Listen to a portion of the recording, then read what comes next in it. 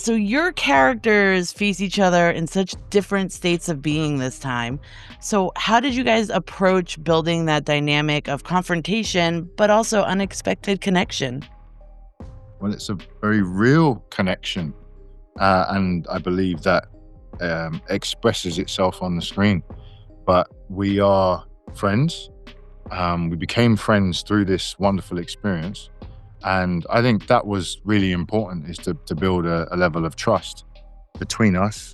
But also the invitation of acceptance that Rafe gave me, I am forever indebted to him for, because he's given me so much. If this was the last thing I ever did, that's absolutely fine, because I am content with that. I am happy with the experience that I've had with Rafe on this project. Oh, that's wonderful. I didn't know if you wanted to add anything to that. The feeling is mutual. Yeah. In the world of the film this time is, we're further evolving into this post-apocalyptic landscape under the direction of Nia DaCosta this time. Having stepped into this later phase, what struck each of you most about the atmosphere of this new chapter? The atmosphere of the new chapter. Well, of course, the atmosphere shifts, doesn't it, over the course of the film. I mean, I think we meet Kelson another day in Kelson's life, gathering bodies. It's just another day. I mean, initially there's no carry on from the other film. Spike has left. He's just carrying on, surviving, building his bone temple. And then he has this encounter. And so the atmosphere is a little bit, to begin with, it's not as, but once we have the moment of threat, which we recognize from the films, the threat of the infected, and then that sort of slightly takes second place to the relationship, as I pull the poison darts out and I understand he wants morphine. And so I think then the films step back from the when are the infected going to come? It becomes much more about what's Samson going to reveal? So the atmosphere gets momentarily just a little gentler, perhaps. More psychological, perhaps. I just remembered how emotional I got, and I'm wondering, are you guys looking forward to having that humanity come forth again in this, in this chapter for everybody to kind of experience? Or maybe that was just my experience. No, I think it's a beautiful experience. Like, if that's what you felt, that's what you felt. And this is an art form, and it's open to your own interpretation. And if that's what it made you feel, then it's succeeded, because it made you feel something. I think that's what makes the film so beautiful, is that you can see the horror, but then within that horror is the humanity that lies deep beneath. Right, that's right. Absolutely. And there is a lot of love in this film, which is yes. And survived. Your character is such a fascinating contradiction. You're raised in a cult, you're surrounded by violence, yet you're one of the few with a conscience. So how did you approach playing someone who's done these horrible things but is still capable of compassion?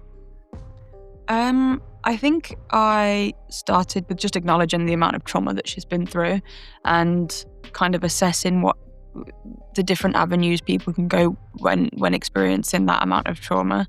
And there's lots of different ways that it could go, but I kind of felt like she would dissociate. I don't know if there's any other way that, with the amount that she's seen and done, that felt the most right for me to kind of convey. And then I guess it's Spike really that kind of changes that in her a little bit, kind of wakes her up. And how, your relationship with Spike feels kind of like the first real human connection that Ink kind of has had in years. So how did you and Alfie build that trust and tenderness within such a brutal world? As actors? Yes. Yeah. Alfie, I was honestly quite worried because, I feel like I would be very uncool to a 13-year-old boy. So I was like, oh, he's not gonna wanna, like, it's gonna be so boring for him. But he really wants to put in the work, and he knows that this is a job. He's very, very switched on. And immediately, as soon as we met, we were in rehearsal, and he wanted to talk about backstory and make sure that our characters, we knew where we were at scene one. And he was just so genuinely interested in it. And I was like, oh, okay, this is gonna actually be fairly easy.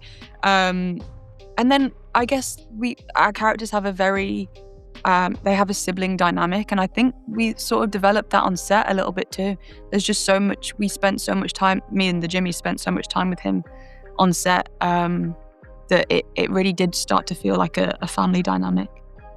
What was your favorite part about being part of this? I keep wanting to go back to gang, but it's literally a cult. Yeah. So what was it like to be part of this cult with everybody else? I mean, as an actor, it was a lot of fun. I can't, obviously my character isn't having too Of course, yeah. But it was great. I mean, I always find it so fun. I think I've only ever really done that once before. But being with like hanging out with a bunch of people in our 20s, During the apocalypse. during the apocalypse. No, I just don't feel like that happens too often. And so it was really fun. Yeah, I felt very lucky that I got to do that as a job. Thank you for watching, and thank you to our sponsors and Patreon producers for making this video possible. Hit the subscribe button so the creepy fun never has to end. This is Hannah reminding you to keep it creepy.